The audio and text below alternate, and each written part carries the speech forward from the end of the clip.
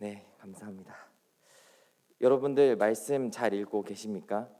저희 달력 나눠드린 말씀에 계속해서 매일 같이 읽는 본문이 있습니다. 오늘 함께 읽은 그 말씀도요. 오늘 정해진 그 말씀인 열왕기하 16장에서 18장 중에서 17장의 말씀이었습니다. 오늘 말씀 제목으로요. 본래의 관습을 고집했습니다로 함께 나누려고 합니다.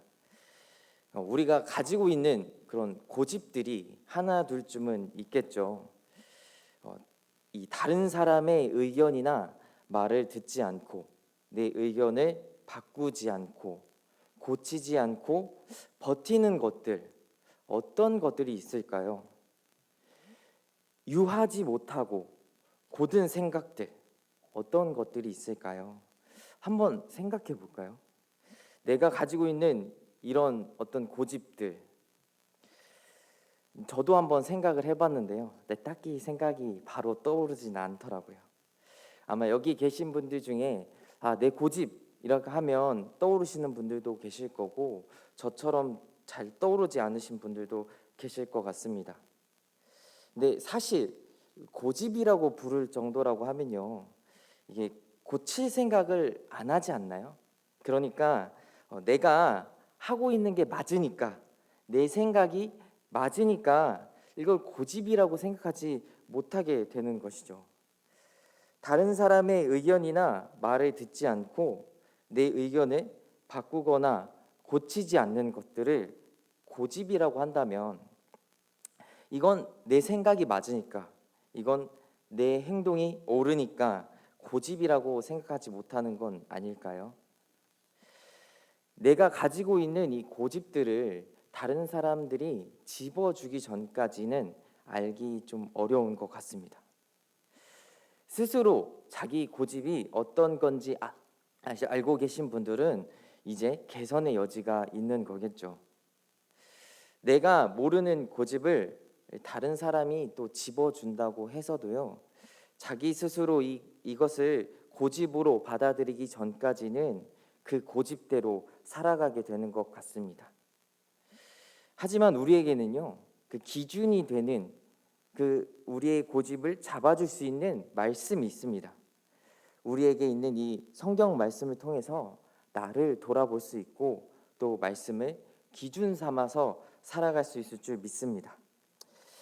말씀의 제목처럼요, 고집하며 살았던 오늘 나눌 말씀의 이야기는 이 북왕국의 멸망에서부터 시작됩니다. 북왕국의 멸망으로 아수르는 이 사마리아로 사람들을 이주시킵니다. 아수르는 이 여러 지역에 있는 다양한 출신의 사람들을 사마리아로 이주시킵니다. 왜 그렇게 했을까요? 이렇게 이주됐던 다양한 출신의 사람들을 모아서 서로 한 지역에서 살게 됩니다. 처음 이 지역에 살았던 사람들은 자기 나라를 멸망시킨 나라에 대한 저항감도 있을 거고요, 자기 민족을 지켜야겠다는 마음도 있을 것 같습니다.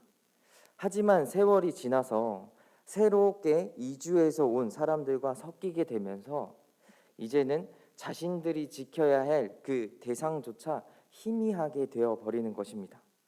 그렇게 만들어 버리는 것이죠. 그렇게 해서 다양한 출신의 사람들이 사마리아 지역으로 와서 함께 살게 됩니다. 이 사람들이 처음 사마리아에 와서 지낼 때 하나님을 제대로 알지 못했습니다. 그래서 이 사람들은 하나님을 경외하는 방법을 알지 못했죠. 그래서 그 사람들은 하나님의 사자에 의해서 죽게 됩니다. 그러자 이제는 하나님을 제대로 알고 경외하기 위해서 사마리아에서 잡아왔던 제사장 한 사람을 보내게 됩니다. 그리고 제사장을 통해서 어떻게 하나님을 경외하게 되는지 가르치게 됩니다. 하지만 이 사람들은요, 하나님을 경외하면서도 자신들이 믿었던 신들도 함께 가지고 와서 섬기게 됩니다.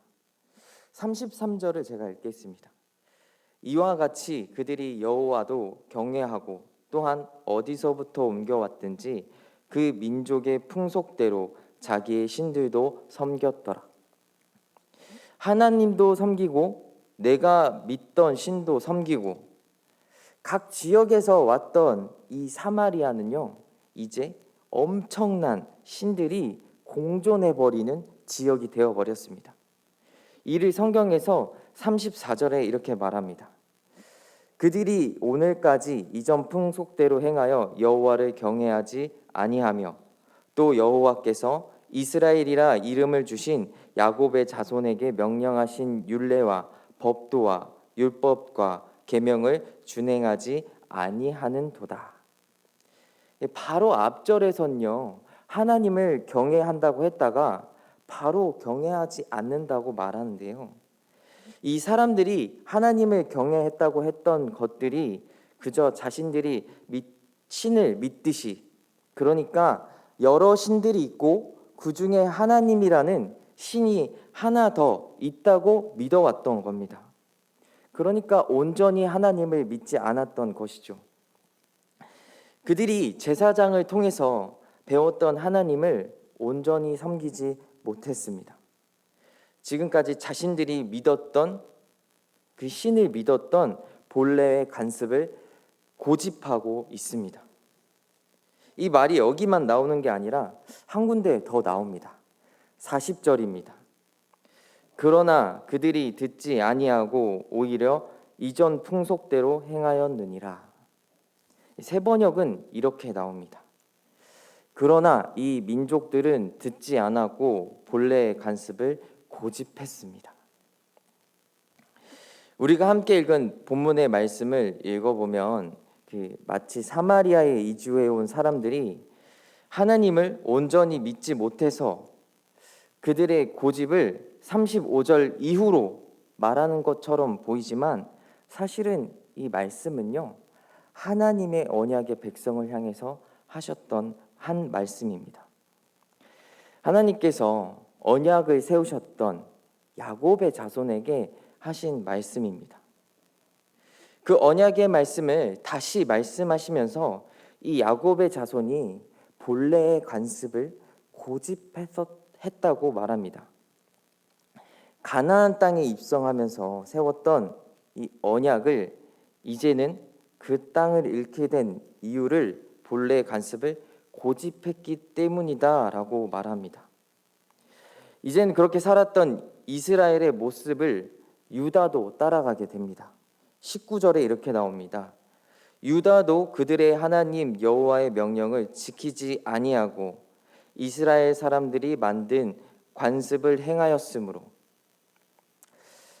내가 살고 있는 모습, 나의 말과 행동이 내가 행동하는 활동 지역 안에서 나를 바라보는 그 다른 사람들이 나를 바라봤을 때 나와 그리고 하나님을 제대로 알지 못하는 사람들과 다른 모습이 있을까요? 하나님을 처음 만났던 그때의 마음과 지금의 나의 마음 어떻게 다른가요? 나도 모르는 새 내 삶 속에 젖어버린 그런 신앙의 모습들이 있습니까? 하나님의 백성이라고 약속의 자손이라고 불리는 이들도 결국 그들이 받았던 것들을 잃게 되었습니다. 그럼 그들은 본래 관습을 고집했다고 말합니다. 나도 모르게 교회 생활, 신앙 생활하면서 변해버린 것들이 있진 않나요? 처음 주님을 만났던 믿음의 고백의 삶을 지금도 살고 계십니까? 코로나 이전에는 뜨거웠는데 교회 생활 정말 열심히 했는데 교회 학교 봉사 열심히 했는데 이제는 교회를 알지 못하는 사람과 차이가 단지 주일 온라인 예배뿐은 아닌지 모르겠습니다. 이제는 바뀌어야 할 신앙의 습관들이 있다면 바뀌어야 하지 않겠습니까? 34절은 그들이 오늘까지 이전 풍속대로 행하여 여호와를 경외하지 아니하며 시작합니다. 북왕국이 멸망하고 열왕기서가 쓰여질 때까지 그들의 태도는 여전히 그대로였습니다. 우리에게도 바뀌어야 할 모습이 있진 않습니까?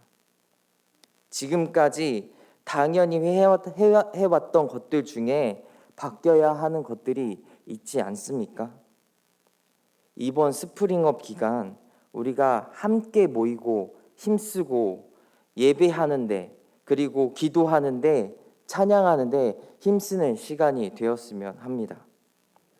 내가 바뀌어야 하는 것들이 있다면 또 내가 가지고 있는 그릇된 신앙의 모습들 그리고 습관들이 있다면 이번 스프링업 기간을 통해서 변하는 시간이 되시길 바랍니다. 저희 이 시간 함께 기도